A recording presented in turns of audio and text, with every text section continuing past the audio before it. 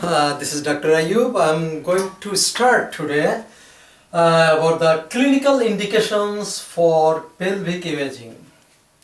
That means what? The clinical indication, that means what could be the sign symptoms or complaint, chief complaint with which the patient will come to the doctor and the doctor will write down that okay, after physical examination with your history, I feel like you need to do the pelvic ultrasound.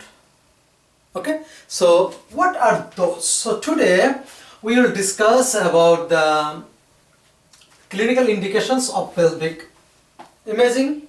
Then we're going to discuss about what are the lab values are needed for Gyn pathologies, and that will help in order to do the diagnosis.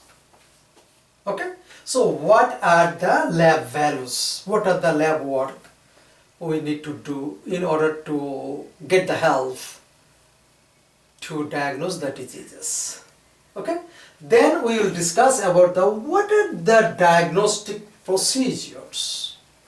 What are the diagnostic procedures that we need to do beside the ultrasonography. We are learning ultrasonography, but we need to know the diagnostic procedures. That is very important. That what are the others diagnostic procedures? So one clue I will give you here. So that is in order to diagnose the pelvic diseases, we need to have a complete medical history with the physical findings that we will inspect, we will palpate, we will auscultate, we will percussion. Okay? We will do that. But make sure, I always saying that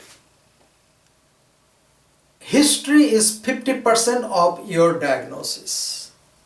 In the history, we need to figure it out. Those are the risk factors. Is there any risk factors this patient has? And that risk factor is responsible for these symptoms. It's very, very important. That's why do not make a shortcut, very shortcut. Do not make a very shortcut. In order to get the diagnosis, make sure you have to give time. You have to give time with the patient, okay? You have to also make satisfaction of the patient, because the patient has a desire to. You have your knowledge and patient has the desire that you are the best sonographer and you are going to examine the patient and you will get the diagnosis. Okay, so that is very important. Okay, let's talk about the complete medical history. What is complete medical history? You have to take the chief complaint. Patient will give the chief complaint with one sentence with the duration. Okay, so example, okay, I am having severe pain on my right lower abdomen for last 3 days. Period. That is the chief complaint. And now an examiner will ask question on the chief complaint, multiple questions. History of present illness, past illness, personal history, medication history, family history, previous ultrasound history or any modalities done, any surgical history, and the family history, that is parents history, siblings history. Yes, Couple of diseases runs in the family, like polycystic ovarian diseases. Yes, fibroids runs in the family too. Okay, so this is the important things. So now, during this taking the history, we need to figure it out what are the signs and symptoms for these indications of ultrasound. That means what are the complaints, what are the, in the history, what are the positive things the patient said to the doctor, and the doctor realized that patient might need an ultrasonography. Okay, so you know the signs. What is the sign? When the examiner perform the examination and they drive to get some clue. Okay, some positive things. That is sign. And symptom, when the patient complain. Okay, example, patient complain, I have pain in my lower abdomen. That's it, it is a symptom. Then examiner will scan the lower abdomen and will figure it out. Oh yes, there is a tightness of the lower abdomen when I palpate. That is called tenderness. So tenderness is a sign and the pain is a symptom. Okay, that's the difference. That's the way. Okay, so now what are the signs, symptoms patient may complain to the doctor? Now I classified with some categories. So abnormal menstrual bleeding. What is that? Abnormal menstrual bleeding that comes with amenorrhea, menorrhagia, metrorrhagia. Okay, lot of girls or women has this problem. Amenorrhea means absent. Meno means bleeding. Menorrhagia, blood bleeding. Okay, bleeding is blood. Okay, so now that indicates, menorrhagia indicates the menstruation. Okay, passing of blood through the genital organs, birth canals. And A means absent. Okay, so absence of amenorrhea, absence of period, that is amenorrhea. And the amenorrhea could be primary, could be secondary. Need to know that. What is primary amenorrhea? Means due to some biological change, anatomical change, there is no period happening. There is no period happening. Okay, that is amenorrhea. Somebody has no uterus, incomplete uterus. There is some hormonal imbalance and there is no endometrial shedding.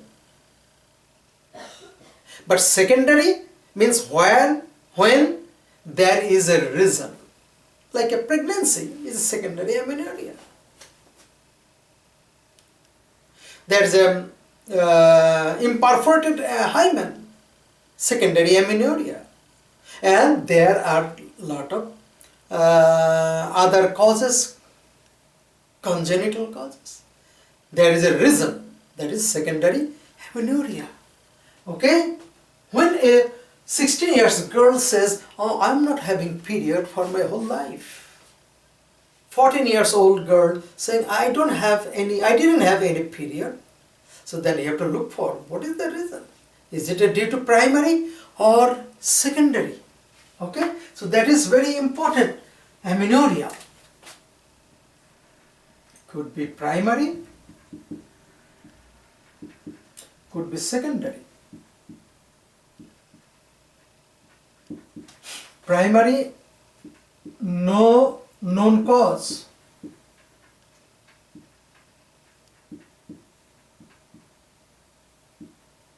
When the cause is known.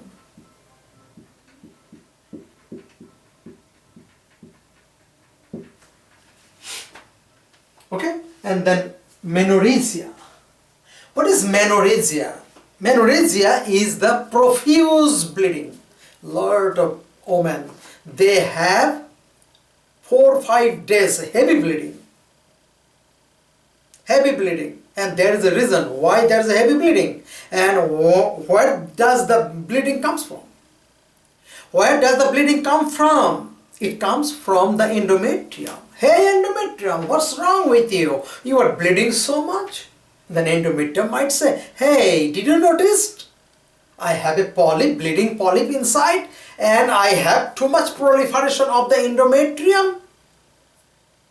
There is a submucosal fibroid, 2-3 fibroid.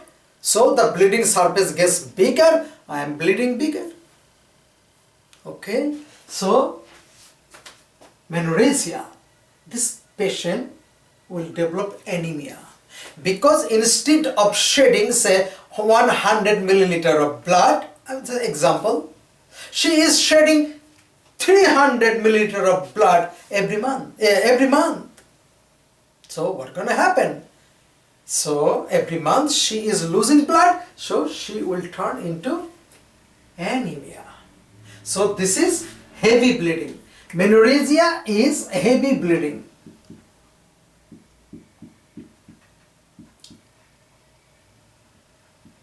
Heavy bleeding, okay? And what is metrorrhagia? Metrorrhagia means irregular period. Irregular. A girl can come to the doctor and saying, doctor, I don't know, for certain reason, for last 6 months or 3 months, I'm having more than one time period. And it's not fixed. Irregular. Sometimes with 1 week apart, there's a second bleeding, or 2-3 apart, there's a second bleeding. So this is metrorrhagia. So menorrhagia, metrorrhagia are not the good to complain. Why? Because they are mostly associated with neoplasm in the uterus, either in the endometrium or in the myometrium. Okay? That indicates something wrong inside the uterus. That's why doctor needs evaluation. That's why doctor needs to write down the requisition for ultrasonography. So that is the indications too. Now number 2 here, abdominopelvic pain. So abdomen and pelvic pain.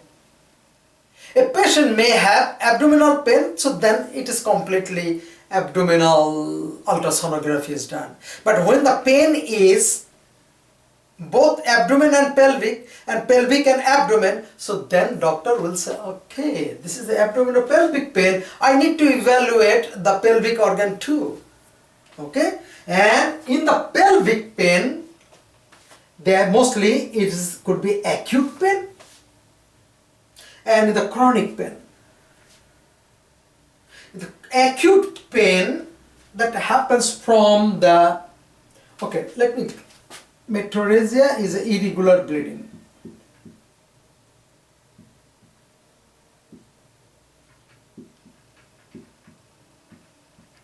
Irregular bleeding, okay? So now acute pain is the most common cause is the PID, pelvic inflammatory disease. And most common cause of PID is STD, sexually transmitted disease, like gonorrhea, syphilis, chlamydia, okay? So STD is the most common cause of PID, pelvic inflammatory disease. In pelvic inflammatory disease, not only one organ is infected or affected, multiple organs are affected in the same time. Okay, so that is pelvic inflammatory disease, and it actually bothers too much botheration for a girl. Okay, so they are not in a good mind. That is causes acute. And another one is an ovarian torsion, means twisting of the ovary along its suspensory ligament. There is a suspensory ligament and the ovarian ligament. And the ovary can be twisted 360 degree along with the ligaments. And through the ligaments, the ovarian artery and ovarian vein runs. Okay? So then, when it is twisted, so then our vein, artery, nerves, lymphatics, all will be twisted, tight, gradually. Vein will be first, then gradually, then lymph, then artery. Okay? So, ovarian torsion causes acute pain. And hemorrhagic ovarian cyst also causes acute pain. It is the ovarian cyst in the ovary that contains blood. This kind of hemorrhagic cyst also produced due to the higher production of the beta HCG due to thicker, the lutein cyst due to multiple gestation, ovulation induction, gestational trophoblastic disease. So those are the causes of hemorrhagic ovarian cyst. And if you cut that cyst, you will see the chocolate color fluid is altered blood, chocolate color fluid. Sonographically, can we identify the hemorrhagic cyst? Yes, you will see the cyst in the ovary with mild echo because the blood inside. And most of the time it is identified, it is diagnosed after the surgery or during the surgery. Doctors will take it out and cut and they will see this. Okay, sonographically, can we identify the ovarian torsion? Yes, just like a testicular torsion. Yes, you can do. Okay, and PID is little tough. For PID, you need actually the laparoscopic surgery, exploratory laparoscopic surgery to see actually why is that happening. Then you will see patient is suffering from infertility, because one of the major cause of infertility is PID. And there is an exploratory laparoscopic surgery. They clean all the adhesion, especially for the ovary and the fallopian tube.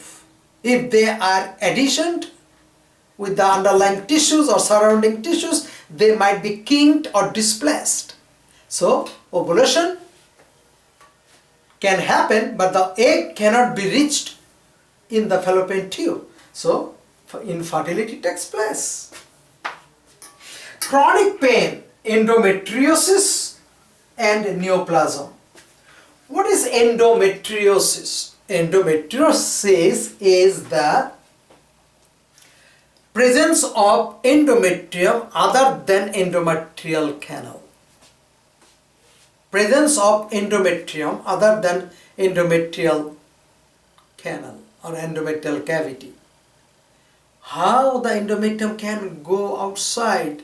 Yes, it can go. There are 3 openings.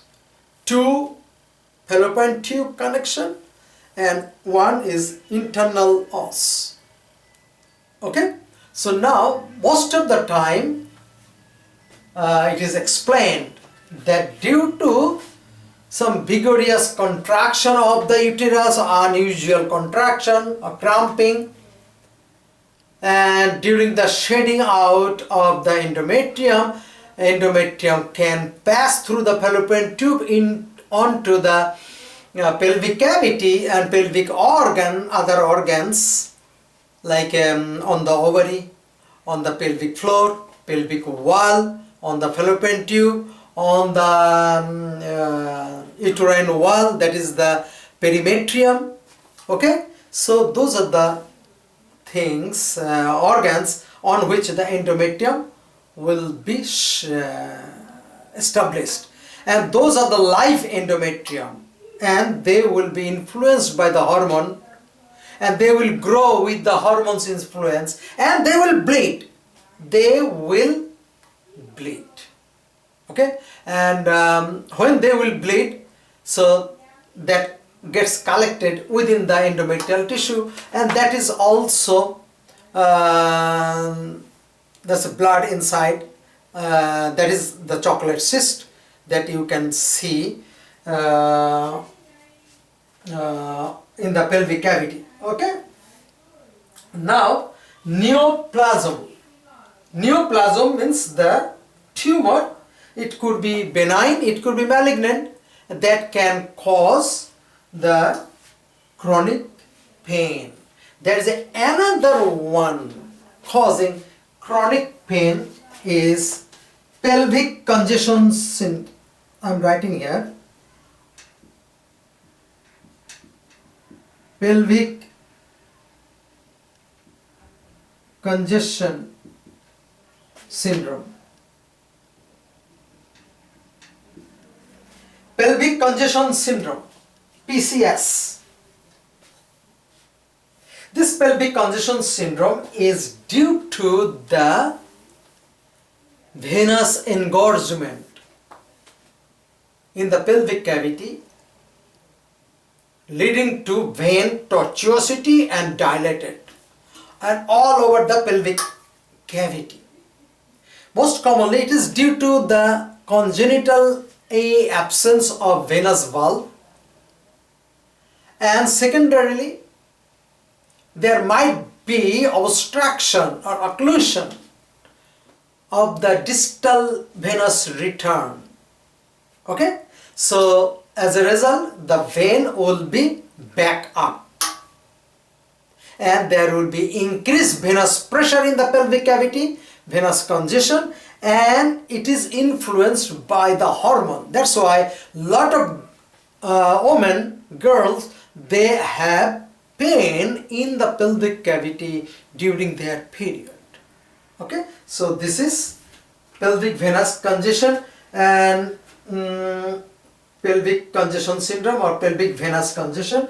And sonographically, can I rule out? Yes, you can. You're going to scan, you will see unusual dilated area, and click the color, you will see those are the vein, dilated vein, pelvic venous congestion. Yeah, I'm going to change pelvic venous congestion, PVC. Okay. And neoplasm, yes, there's a fibroid in the, most common fibroid in the uterus, and that causes a lot of pain. And during period, they might cause pain. Without period, there is pain too. Okay, and neoplasm, and it could be malignant. Malignant always causes pain. Another thing is the painful period. Patient can come to the doctor and saying that during the period I always have pain, dysmenorrhea. During the period there is a pain. Okay, and most of the time maybe they don't know, but it could be due to the serious cramping pain, or during the ovulation time there is a pain. Okay, and there is a term called Mittel's merge,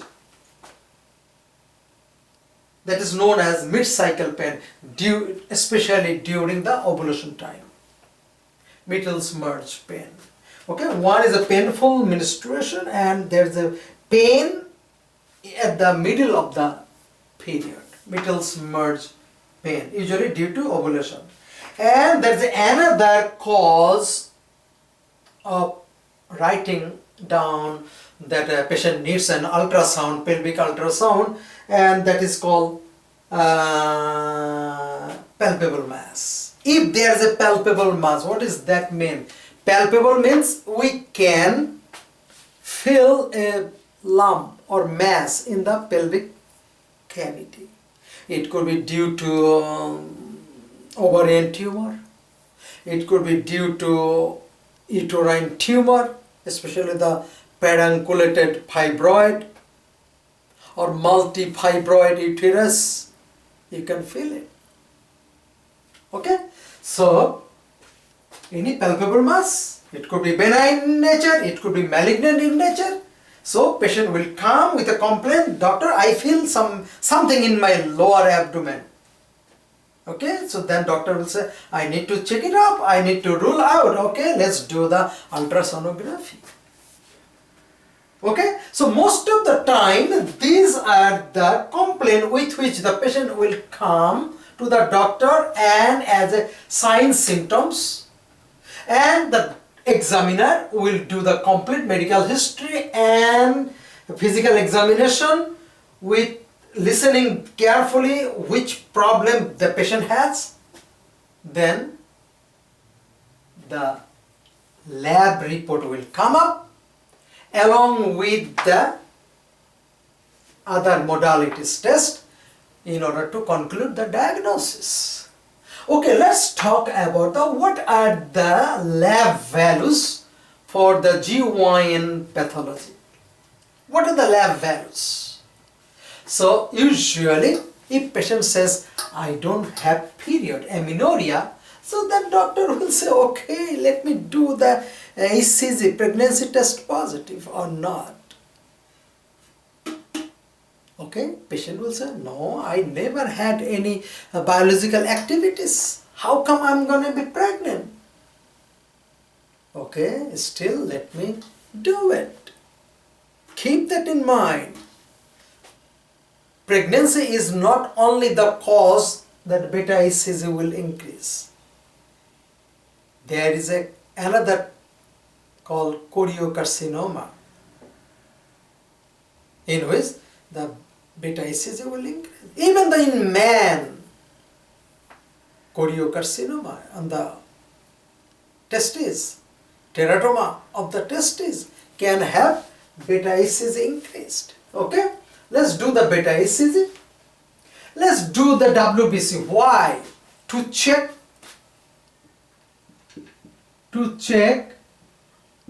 infection.